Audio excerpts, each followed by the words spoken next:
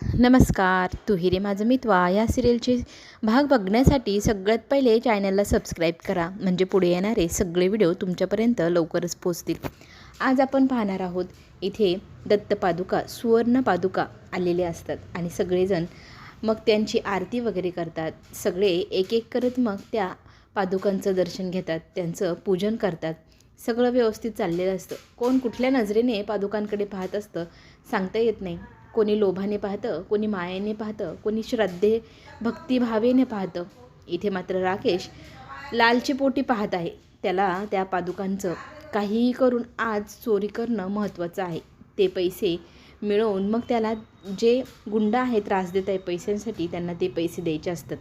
इथे तो त्या पादुकांचं स्पर्श करून आस्वाद घ्यावा ना, तसा इतका सुवर्ण सुख म्हणतो ना, तसं घेत असतो.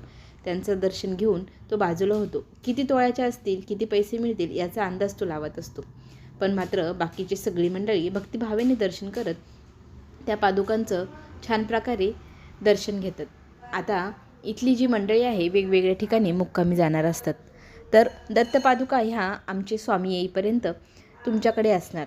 त्यांचं अभिषेक, छान प्रकारे पूजन, सगळं काही साग्रसंगीत झालं पाहिजे असं आजींना ते माणसं सांगू लागतात. तर इथे अंजली लगेच म्हणते, तुम्ही काही काळजी करू नका, हे सगळं काम आमच्या ईश्वरीने घेतलेलं आहे आणि ती तिची जबाबदारी छान पार पाडेल. असं म्हटल्यानंतर आजी म्हणतात, स्वामी कधी येणार आहे? तर अंजली विचारते, स्वामी कोण गाई आजी?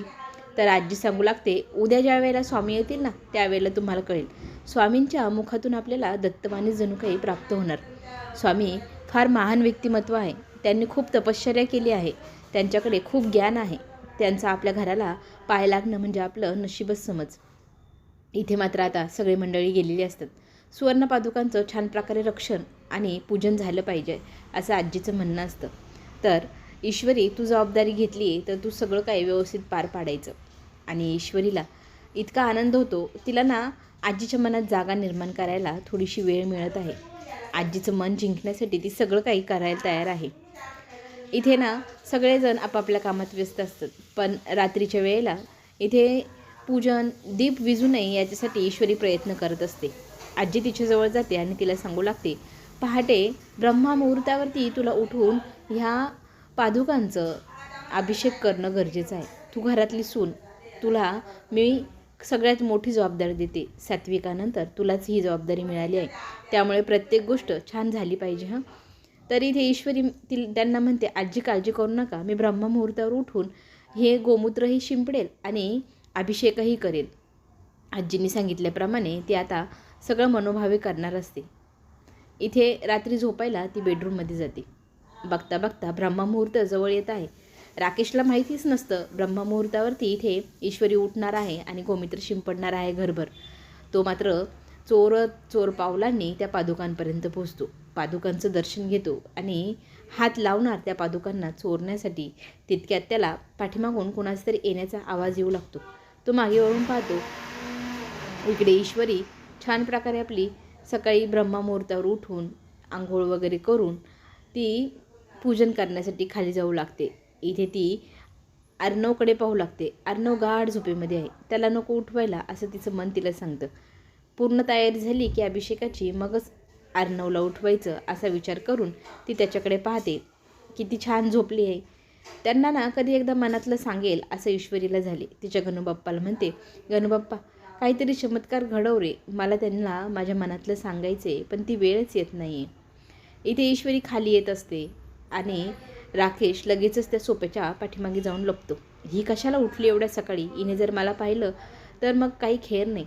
इथे आनंद प्रसन्न मन असतं इथे ईश्वरीचं. त्या प्रसन्न अंतकरणाने ती त्या पादुकांचं दर्शन घेते आणि आजींनी सांगितल्याप्रमाणे गोमूत्र शिंपडायला घरभर मग ती दुर्वा घेते आणि शिंपडायला सुरुवात करते. आजींनी सांगितल्याप्रमाणे घराचं शुद्धीकरण करत असते. इकडे मात्र घाम फुटलेला असतो आपल्या राकेशला. काही केलं तरी इथे लपायला हवं. जर ईश्वरीने पाहिलं तर आपली काही खेर नाही. जशी जशी ईश्वरी घरभर फिरत असते तसं तसं राकेशही लपण्यासाठी वेगवेगळ्या जागेवर फिरू लागतो.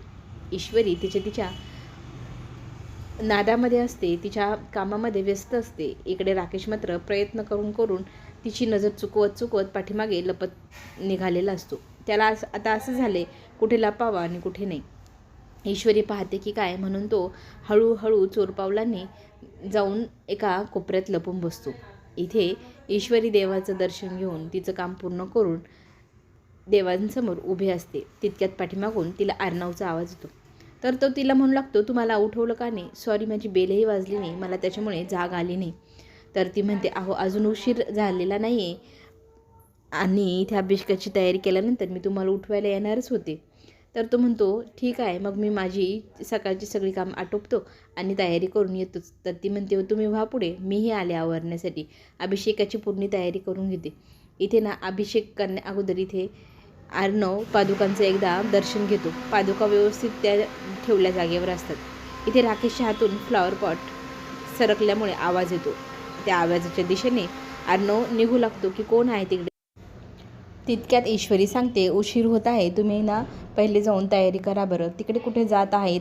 तर तो म्हणतो, हो हो जातच आहे, मला ना कसला तरी आवाज आला म्हणून मी बघत होतो काय आहे.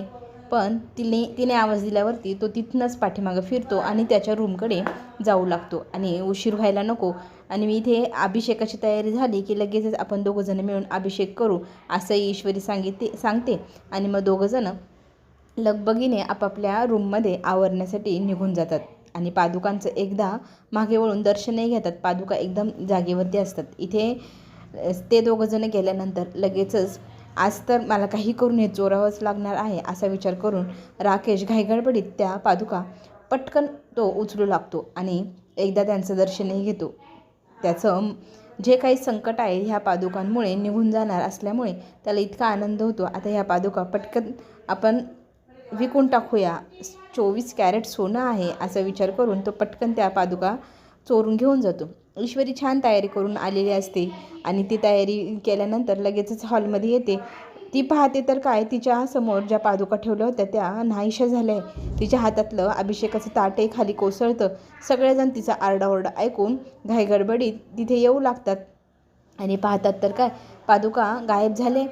आणि प्रत्येकजण इतकं शॉक झालेलं असतं की आपल्या घरात चोरी कशी काय होऊ शकते, कोण चोरी करू शकतो आणि त्या पादुका गेल्या तरी कुठे असतील असा विचार करून त्या पादुकांकडे सगळेजण पाहू लागतात. ईश्वरी रडू लागते, पादुका गायब झाले.